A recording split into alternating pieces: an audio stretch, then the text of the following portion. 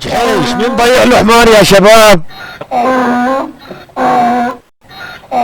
بدون مقدمات مثل ما تعودتوا علي، لا وجود لجبناء في صفحات التاريخ. ناسي حالك يا على جحش. رساله موجهه اليوم للسوريين ايه ابتقرقع انت ولا كريت وللي موجودين بالسعوديه بشكل خاص دايسين على راسك ولك اهل السعوديه يا كلب. من شباب سوريين وطنيين وطنيين هيك وطنيين مثل حكايتك يعني. اخوتنا سوريين موجودين بالسعوديه بيهددونا وبيقولوا لنا رح ننتقم منكم بحال سقط النظام وخليكم عم تساندوا النظام، رغم انه الشباب الوطنيه هن كثره والتانيين هن قله.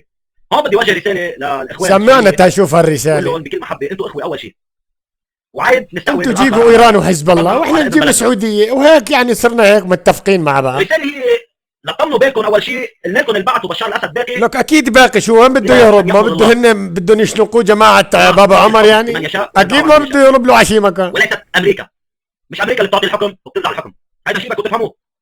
لهيك انا بدي اقوله بعد ما قال لكم بشار الاسد باقي الله لا نشيله ومن بدايه الازمه وبعد بشرفي وان شاء الله راح نشيله. ومثل حكايتك شايل السيجار بدي اتحش بطيزك يا كلب.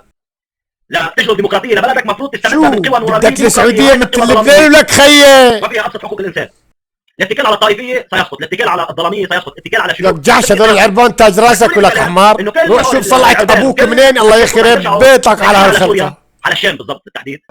انت ما بتتكهن لان سمحت الشيخ حسن نصر الله على جواربك يا كلب يعني. والحمد لله اذا ما نعطي امل بسيط لا سمح الله لا قدر الله ودعم النظام السوري ستذهب المنطقه معه عم بكذب بها، وهذا شيء احتلال وحكيوا فيه مسؤولين كبار وحكيوا فيه محللين عالميين وحتى اسيادته هن اللي حكوا فيه.